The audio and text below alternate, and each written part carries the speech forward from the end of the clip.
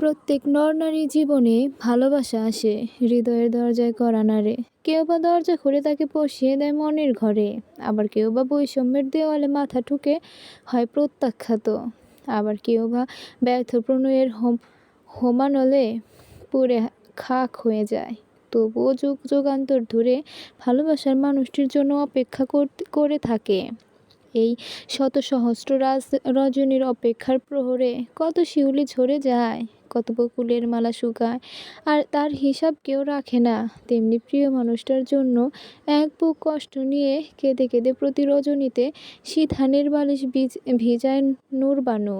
ও জানে ভালোবাসা কোনো দিন ওর দরজায় কড়া নাড়বে না। তবুও আজ ভীষণ খুশি, সন্তান তুল্য আয়ানের প্রেম আজ সফলতার মুখ দেখেছে, যা এই চৌধুরী পরিবারে শতবর্ষের নিয়ম ভেঙেছে। এই চৌধুরী পরিবারে জমিদারের নীল রক্ত বইছে। আয়ানের বাবা শেহজাদ চৌধুরী অ্যান্ড সন্স কনস্ট্রাকশনের মালিক। তবে আয়ান ওর বাবাকেও ছাড়িয়ে গেছে। মাত্র ৩০ বছর বয়সে নিজেকে বিজনেস আইকন হিসেবে প্রতিষ্ঠিত করতে পেরেছে। ইউকে থেকে BBA MBA করে এসেছে। ছোটবেলা থেকেই ও নূরবানুর ছায়ায় বড় হয়েছে। লেভেল কমপ্লিট করে বিদেশে গিয়ে ডিগ্রিগুলো নিয়ে শুধু ওর ফুফিমার জন্য ফিরে এসেছে। নূরবানুর এই দুর্ঘটনার সময়ে আয়ানের জন্ম। যদিও নূরবানুর সেই দুর্ঘটনার সময়ে আয়ানের জন্ম। যদিও নূরবানু ডাক্তার হিসেবে নিজেকে আজ সুপ্রতিষ্ঠিত করেছে, তারপর মানুষের এই দীর্ঘ জীবন পার করতে বেঁচে থাকার অবলম্বনের দরকার হয়। আয়ান ছিল নূরবানুর বেঁচে থাকার অবলম্বন। নূরবানুর জীবনের নদীতে কত জল গড়িয়েছে, কত পার ভেঙেছে, তবুও আয়ানকে বুকে জড়িয়ে নতুন করে বাঁচার স্বপ্ন দেখেছে। নূরবানু ফুপু হলেও আয়ান ওনাকে মায়ের আসনে বসিয়েছে। এক্ষেত্রে আয়ানের মায়ের ভূমিকা আছে। যেদিন অষ্টাদশী ননদের জীবনে ভালোবাসার অপরাধে চরম বিপর্যয় নেমে আসে, সেদিন পরিবানু ছায়ার মতো নূরবানুর পাশে ছিল। নূরবানুর পাশে সেদিন মা, বাবা, ভাই কেউ ছিল না। ওর এমন অসহায়ত্বে একমাত্র ভাইয়ের বউ হয়ে বোনের মতো ননদকে আগলে রেখেছে। অপরিণত বয়সের নূরবানু সেদিন নিজের আবেগ ইমোশনকে সামলাতে না পেরে একটা বড় ভুল করতে যাচ্ছিল। সেই ভুলের মাসুল নূরবানুকে কঠিনভাবে দিতে হয়েছিল। পড়াশোনা বন্ধ করে দেয়া হলো। সূর্যের আলো দেখা বন্ধ হয়ে গেল। ওকে ঘরে তালাবদ্ধ করে রাখা হয়েছিল। পরিবানু স্বামী, শ্বশুর, শাশুড়ির হাতে পায়ে ধরে কঠিন শর্তের বিনিময়ে নূরবানুকে স্বাভাবিক জীবনে ফিরিয়ে আনতে পেরেছিল। অথচ এই ভুলটা এত কঠিনভাবে দমন না করলেও হতো। কিন্তু জমিদারি রক্ত বলে কথা, সবটাতে একটা স্বৈরাচারী মনোভাব প্রতিফলিত হয়। জন্মের সময় তুলে গোল গোল ফর্সা নয়, তবে বেশ উজ্জ্বল ছিল আয়ানের গায়ের রং। মাথা ভর্তি কোকড়া চুল, দেখতে খুব মিষ্টি লাগতো। নূরবানু তখন SSC সেকেন্ড ইয়ারে পড়তো। যখন ওর পড়াশোনা বন্ধ করে দেওয়া হয়, ঘর হতে বের হতে পারতো না, ভালোবাসার মানুষকে হারিয়ে মেন্টাল ডিপ্রেশনে চলে গিয়েছিল, তখন আয়ানকে নিয়ে ও ব্যস্ত থাকতো। আয়ান যতক্ষণ পাশে থাকতো, নূরবানু সব কিছু ভুলে থাকতো। নূরবানুর পছন্দের পাত্রীর সঙ্গে আজ আয়ানের বিয়ে ঠিক হয়েছে। আয়ান অবশ্য মেয়েটির সাথে 4 বছরের রিলেশনে ছিল। অনেক চড়াই উতরাই পেরিয়ে আয়ানের প্রেম আজ সফলতার মুখ দেখেছে। নূরবানু আজ ভীষণ আনন্দিত। তবুও নিজের যন্ত্রণার অতীতকে নূরবানু আজও ভুলতে পারেনি। মাঝে মাঝে সব কিছু ফ্ল্যাশব্যাকের মতো মনের আয়নায় ভেসে ওঠে। আজ নূরবানুর অফ ডে। আয়ান বায়না ধরেছে ওর সাথে বিয়ের শাড়ি কিনতে নূরবানুকে যেতে হবে। নূরবানুর ইচ্ছে হচ্ছে না। বিয়ের শাড়ি দেখলে নূরবানুর ভীষণ কষ্ট অনুভব হয়। লাল শাড়ি পরে বসে যে নূরবানুর কোনোদিন শ্বশুর বাড়ি যাওয়া হবে না। পুরো বাড়িটা আজ নতুন রূপে সেজেছে। 1 মাস ধরে এই ট্রিপ্লেক্স বাড়িটা রং করা হয়েছে। বাড়ির প্রতিটি ডেকে আরও ঝকঝকে করা হয়েছে। মিস্ত্রি ডেকে আরও ঝকঝকা করে হয়েছে। সিঁড়ির কর্নারে রাখা সেই জমিদারি আমলের ফুলদানি বেশ ঘষা মাজা করাতে ফুলদানিটা সৌন্দর্য ফিরে এসেছে। নূরবানু আর তিনতলার করিডোরে দাঁড়িয়ে পুরো বাড়িটার দিকে তাকিয়ে দেখছে। জমিদার বাড়ির ছেলের বিয়ে বলে কথা, যদিও জমিদারি নেই তাতে কি, রেশটা তো চলনে বলনে নূরবানুর ভাই ঠিকই রেখেছে। এই জমিদারি চালচলন নূরবানুর বাবার মাঝেও বহাল তবিয়তে ছিল। আয়ানের ডাকে নূরবানু ভাবনার জগৎ থেকে ফিরে আসে। কি ফুপিমা, তুমি এখনো রেডি হওনি? আজকে তোমার জন্য অফিস থেকে ছুটি নিয়েছি। আমি জানি আজ তোমার অফ ডে, তুমি শপিংয়ে আমার সাথে যাবে। তোর মাকে নিয়ে যা। আমাকে আবার টানাটানি করছিস কেন? ছেলে আর ননদের কথা শুনে পরিবানু নিজের বেডরুম থেকে বের হয়ে এসে বলল, নূরবানু, তুমি এখনো রেডি হওনি? শপিংয়ে যাব বলে আজ তো আর্লি ব্রেকফাস্ট করা হলো। তুমি না গেলে তোমার ভাইপো কিন্তু না যাওয়ার জন্য বেগে বসবে। আজ তো আবার ওয়ার্কিং ডে। মিরপুরের বেনারসি পল্লী থেকে আয়ান বিয়ের শাড়ি কিনতে চেয়েছে, যদিও বনানী থেকে খুব বেশি দূর নয়, কিন্তু রাস্তায় কতক্ষণ যানজটে বসে থাকতে হবে কে জানে। ওদের সবার কথা শুনে আয়ানের দাদি নিজের রুম থেকে বের হয়ে এসে বলল, কিরে দাদু ভাই, তুই শপিং করবি মিরপুর থেকে? কেন দিদি ভাই, সমস্যা কি? আমাদের জমিদারি নাই, তবে জমিদারের খেয়াল খুশি থাকলে তো দোষ নাই। দেশের বাইরে থেকে শপিং করলে কি এমন ক্ষতি হতো? অনেক অর্থের অপচয় হতো। যে বিয়েতে খরচ যত কম, সে বিয়েতে আল্লাহ পাকের রহমত তত বেশি। আর আমি নিজেকে জমিদারের উত্তরসূরি হিসেবে ভাবতে চাই না, বরং এতে বৈষম্যের দেওয়াল তৈরি করা হয়। তুমি আমার সাথে একমত নাই হতে পারো, শাসক নয় জনগণের সেবক হতে হয়। তাহলে তুমি নিজেকে জমিদার ভেবে আত্ম অহমিকায় ভুগবে না। মানুষের ভেদাভেদ তৈরি হয় না। ইসলাম আমাদের সে শিক্ষাও দেয় না। ইন্ডিয়া থেকে লোক এসে আমাদের মিরপুর থেকে শপিং করে নিয়ে যায়। সুতরাং আমাদের দেশের কারিগররা এখন অনেক সুন্দর সুন্দর শাড়ি তৈরি করে, যা বিদেশে রপ্তানি হয়। তোর সাথে কথা বলতে আসাটাই ভুল। শুধু জ্ঞান দিতে চাস। যাই, আমার নামাজ পড়া বাকি আছে, সেটা বরং আদায় করে নেই। ফুফি, তাড়াতাড়ি রেডি হয়ে নাও। জুবাইদা বলেছে তুমি শপিংয়ে না গেলে ও বিয়ের শাড়ি কিনবে না। অগত্যা কোনো উপায় না দেখে নূরবানু ওদের সাথে শপিংয়ে গেল। বেনারসি পল্লীতে শপিং প্রায় আয়ান বিল পেমেন্ট করতে কাউন্টারে গিয়েছে। এমন সময় জুবাইদা একটা মেরুন লাল রঙের জমিনে গোল্ডেন জড়িবুটি দেওয়া শাড়ি নিয়ে এসে নূরবানুর দিকে এগিয়ে দিয়ে বলল, ফুফিমা, দেখো তো কেমন লাগছে। সুন্দর। তোর বিয়ের শাড়ি তো কেনা হয়েছে, এটা আবার কার জন্য? আয়ান তোমার জন্য পছন্দ করে কিনেছে। সাথে সাথে নূরবানুর মুখটা অন্ধকার হয়ে গেল। ভীষণ বিরক্ত হয়ে বলল, আয়ান জানে না আমার বিবর্ণ জীবনে আমি কখনো রঙের প্রলেপ লাগাই না, তারপরও কেন শাড়িটা কিনলো? আমার পক্ষে এই শাড়ি পরা কখনো সম্ভব না। নূরবানুর অসন্তুষ্টি দেখে পরিবানু বলল, থাক, তুমি মন খারাপ করো না। বেচারা কিনে ফেলেছে তখন বাড়ি নিয়ে যাই। তোমার মন না চাইলে শাড়িটা তোমার পরার দরকার নেই। জুবাইদা ভেবে পেল না ম্যাম কেন লাল শাড়িটা দেখে এত রিয়্যাক্ট করছে। আয়ান বিল মিটিয়ে সবাইকে নিয়ে গাড়িতে বসলো। আজ আয়ান নিজেই গাড়ি চালিয়ে এসেছে। জুবাইদা ওর পাশের সিটে বসেছে। পিছনের সিটে নূরবানু আর পরিবানু বসে আছে। নূরবানু জানালা দিয়েও অপলক বাহিরে তাকিয়ে আছে। মনে হচ্ছে ও যেন কোথায় হারিয়ে গেছে। হয়তো ওর বেদনার অতীত ওকে তাড়িয়ে বেড়াচ্ছে। পরিবানু ঠিক বুঝতে পারছে, পরিবানু যখন এ বাড়িতে বউ হয়ে আসে, নূরবানু তখন ফ্রক পরতো। বিয়ের 5 বছর পর আয়ানের জন্ম হয়। সারাদিন নূরবানু পরিবানুর পেছনে ঘুর করতো।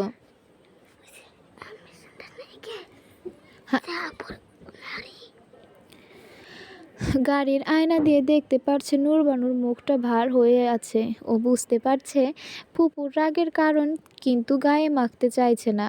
আসলে এভাবে তো কখনো কোনো জীবন চলতে পারে না। ফুপুকে এই ট্রমা থেকে বের হয়ে আসতে হবে।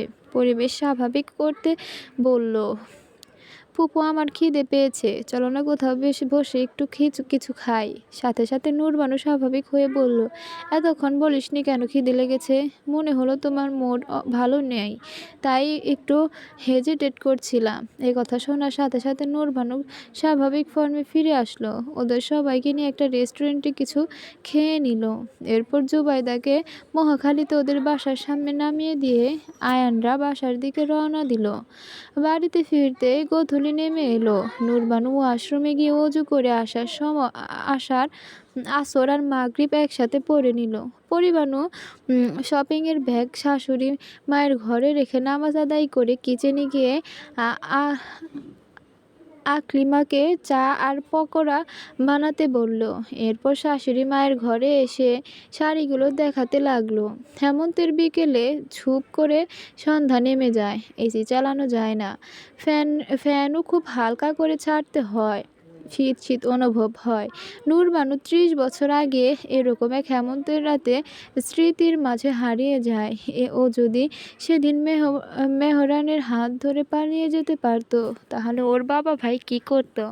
ওদের দু ওদের দুজনকে কি মেরে ফেলতো, নাকি নূরবানুকে ত্যায্য করে দিত? কিন্তু নূরবানু তো ওর পরিবারের কেউ খুব ভালোবাসে।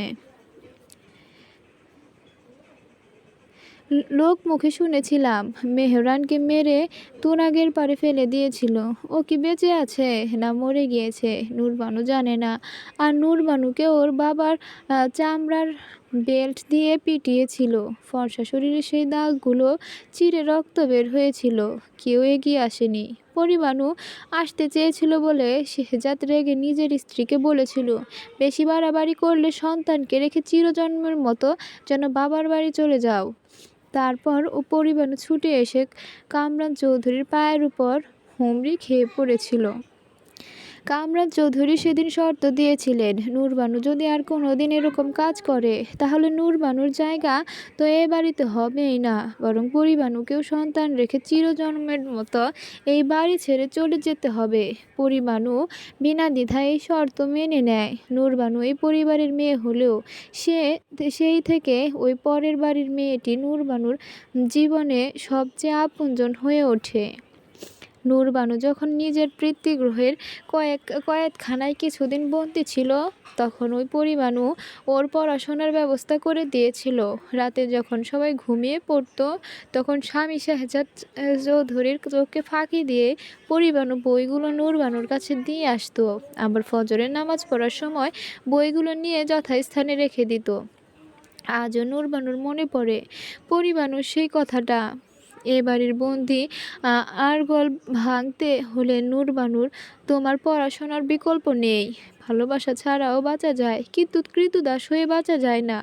কথাটা সবার জীবনে হতবাক সত্যি। নূরবানু সেদিন মা রূপী ভাবির কথাগুলো অক্ষরে অক্ষরে পালন করেছিল বলে আজ নিজের জীবনে স্বাধীনতার স্বাদ পরিপূর্ণভাবে উপলব্ধি করতে পারে। দরজা নক করার শব্দে স্মৃতির আঙিনা থেকে নূরবানুকে ফিরতে হলো। কে?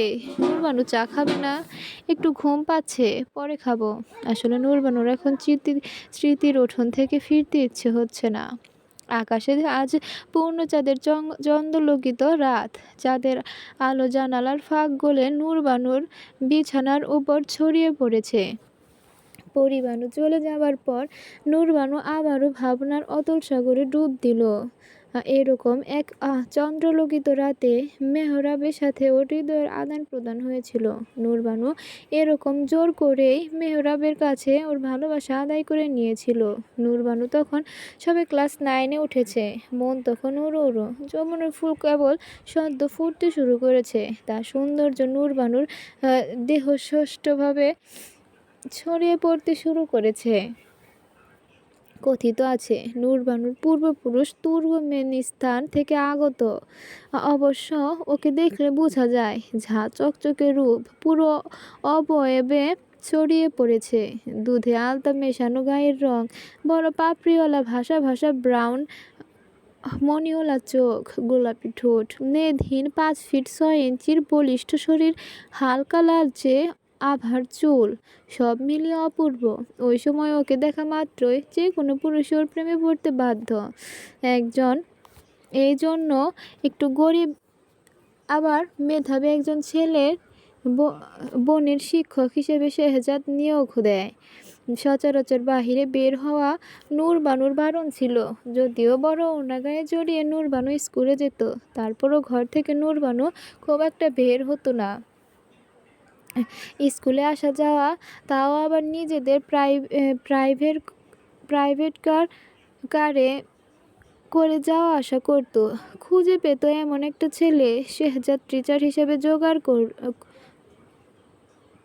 করলো যে কোনোদিনও ওর বোনের মুখের দিকে তাকাতে সাহস পাবে না। নূরবানুর পরিবার খুব রক্ষণশীল, এই জন্য নূরবানু যখন পড়তে আসতো আপাদমস্তক বড় চাদরে ঢেকেই টিচারের সামনে বসতো।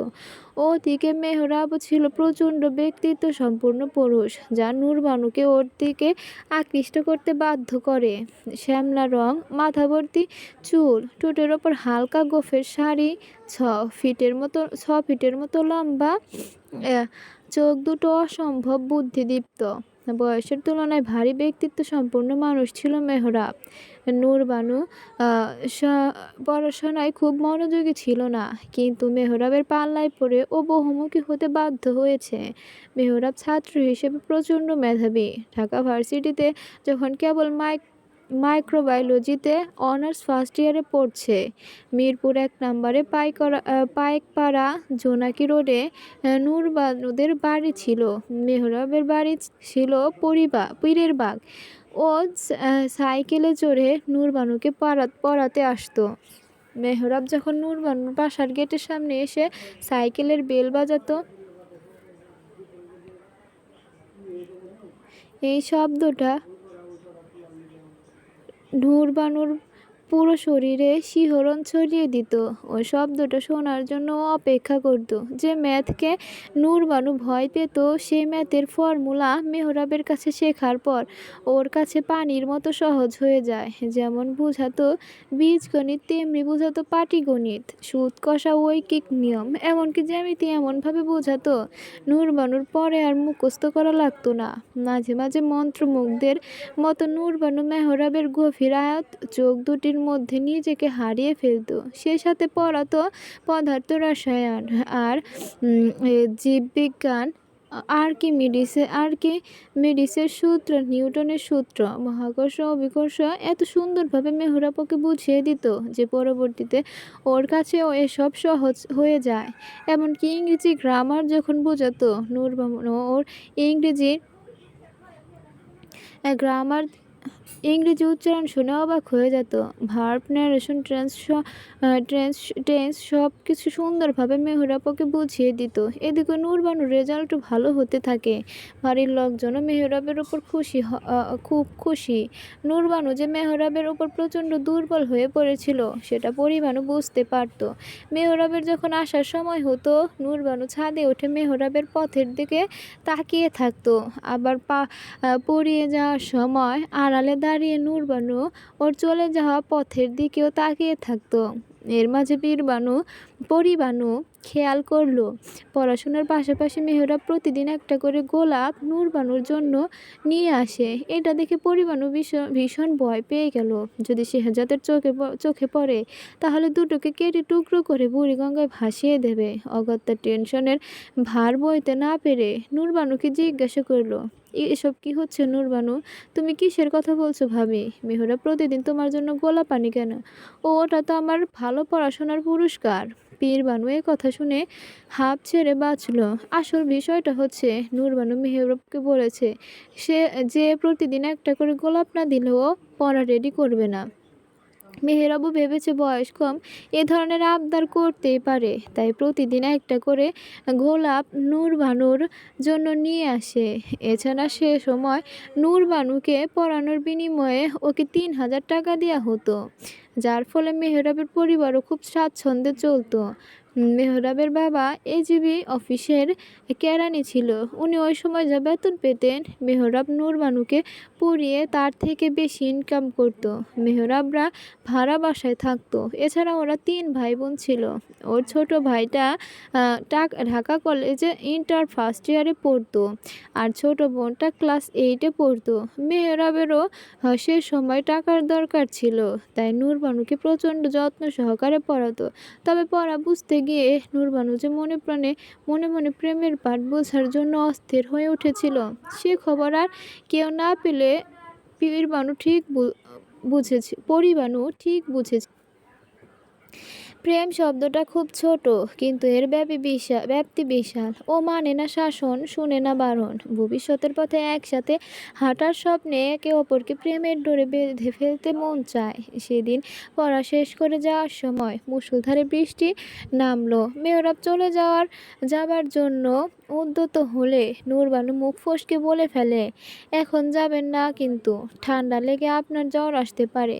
নূরবানুর কথার মধ্যে এমন কিছু একটা ছিল যাতে মেহরাব একটু ধাক্কা খেয়ে ওর দিকে তাকায়। চোখে চোখ পড়াতে নূরবানুর ফর্সা গাল দুটো লজ্জারাঙা হয়ে ওঠে, যা দেখে মেহরাবের বুকের ভেতরে ভালো লাগার শিহরণ বয়ে যায়। পরক্ষণে নিজেকে সামলে নিয়ে বলে, এরকম বৃষ্টিতে ভেজা আমার অভ্যেস আছে।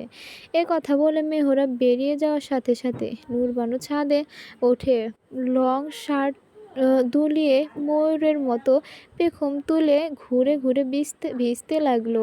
আর নিচে দাঁড়িয়ে মেহরাব ছাদে নূরবানুর বৃষ্টিতে ভেজা দেখতে লাগলো।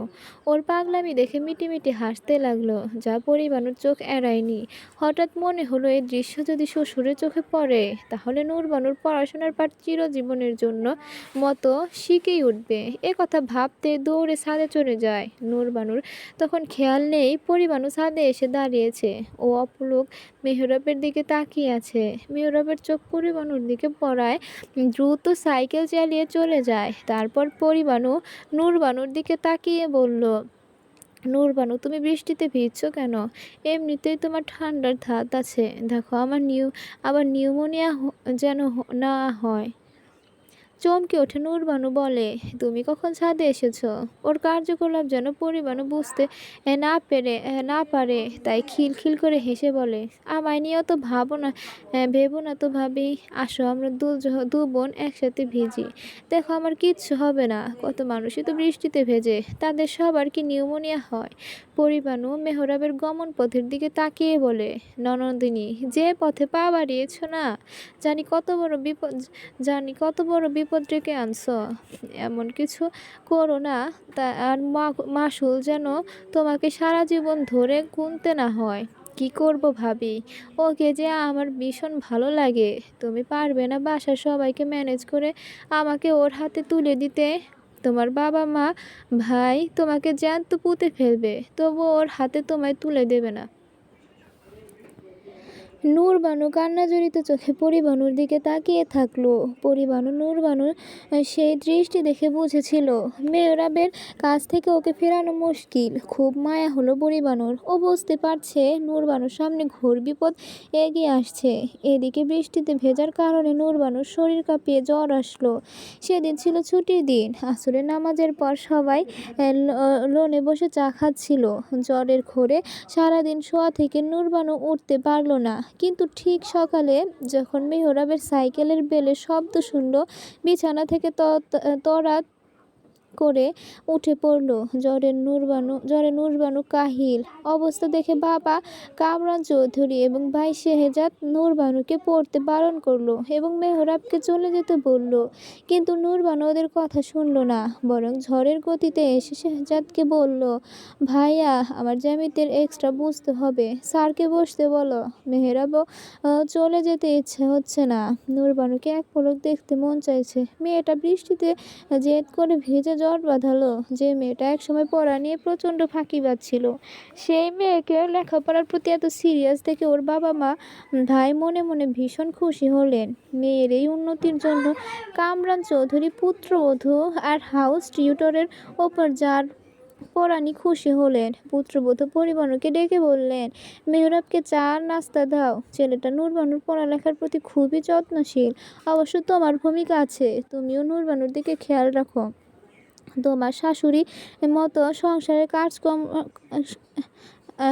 তোমার শাশুড়ি মা তো সংসারের কাজকর্ম নিয়ে ব্যস্ত থাকে। পরিবারও তো বুঝে নূরবানুর সিরিয়াসনেস কোথায়। কোথাকার জল এখন কোথায় গিয়ে গড়ায় কে জানে।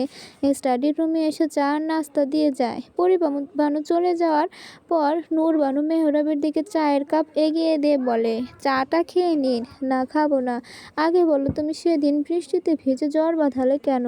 এতে আপনার কি? আপনিও তো আমার কথা না শুনে বৃষ্টিতে ভিজলেন। মেহরাব ওর প্রতি মেয়েটার এই আচরণ দেখে মনে মনে ভাবতে লাগলো, এ কি বলে, ভালোবাসা না মায়া? এরপর নূরবানুর দিকে তাকিয়ে বলল, জ্যামিতে এক্সট্রাটা বের করো, বুঝিয়ে দিচ্ছি। আজ বেশিক্ষণ পড়তে হবে না। আমি আজকে পড়বো না, শুধু আপনাকে একটু দেখার জন্য টেবিলে এসে বসেছি।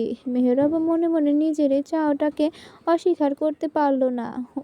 ও নূরবানুকে দেখার খুব ইচ্ছা হচ্ছিল। রেজাল্ট ক্রমাগত ভালো হওয়াতে বাড়ির সবাই নূরবানুর উপর সন্তুষ্ট।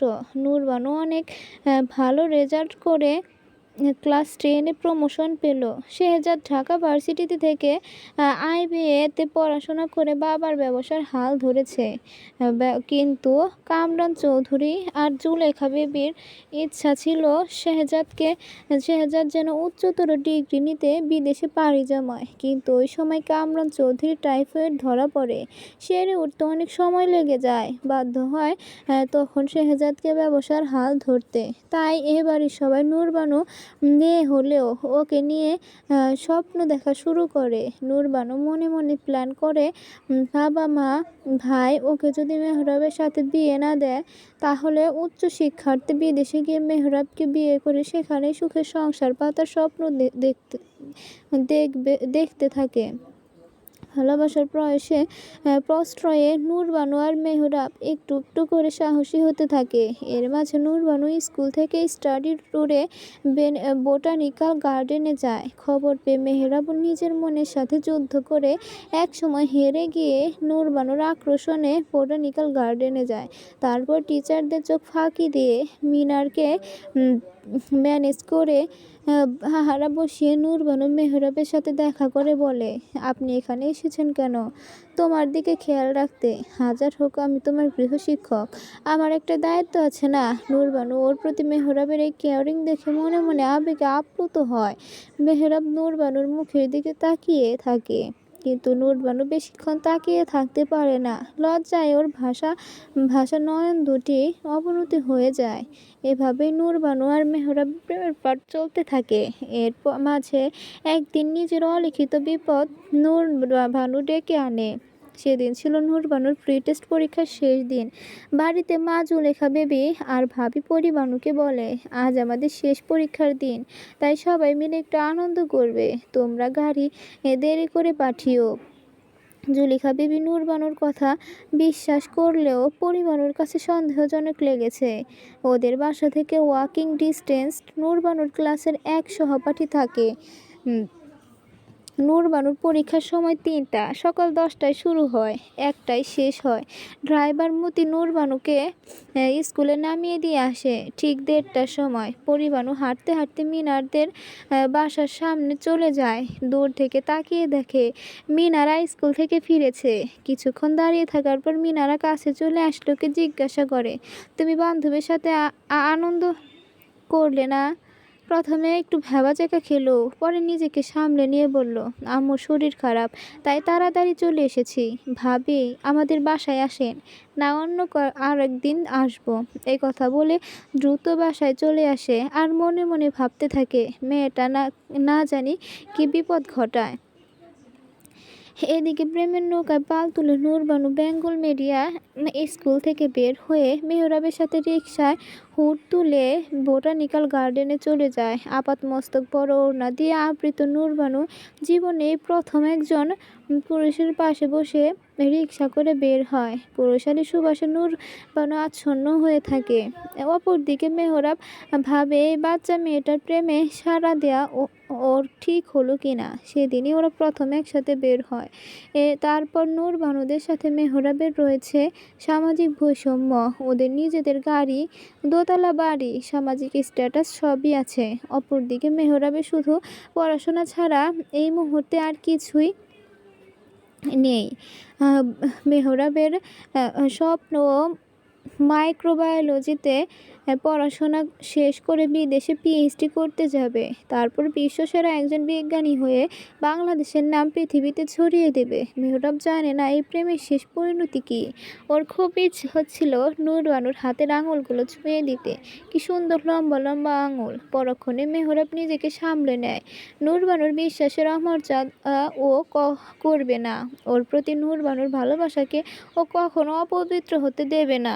দুজনেই চুপচাপ। নীরবতা ভেঙে মেহরাব নূর বানুকে বলল, আজ তোমার এভাবে আমার সাথে বের হতে ভয় করলো না? না করেনি। আমি আপনাকে প্রচণ্ড বিশ্বাস করি। আর কি খুব আস্তে আস্তে করে বলল, আমার নিজের থেকে বেশি আপনাকে ভালোবাসি। দুজনে তো মনের আনন্দে ঘুরছে। এদিকে অফিস থেকে শেহজাদ বের হওয়ার সময় ড্রাইভার মতি বলে, স্যার আপাকে তো স্কুল থেকে এখনও নেওয়া হয়নি। হাত ঘড়ির দিকে তাকিয়ে শেহজাদ বলে, এখন তো বিকাল 5টা বাজে। ওর পরীক্ষা তো শেষ হয়েছে 1টায়। এতক্ষণ স্কুলে কি করে? আপু বলল, আজ পরীক্ষা শেষ, বান্ধবীরা সবাই মিলে একটু মজা করবে। ঠিক আছে, বাড়ি যাওয়ার পথে স্কুল থেকে ওকে তুলে নিলেই হবে। কিন্তু স্কুলে গিয়ে মানুষ তো দূরের কথা, কোনো কাকপক্ষীও নাই। অজানা বিপদের আশঙ্কা নিয়ে শেহজাদ বাড়ি ফিরল।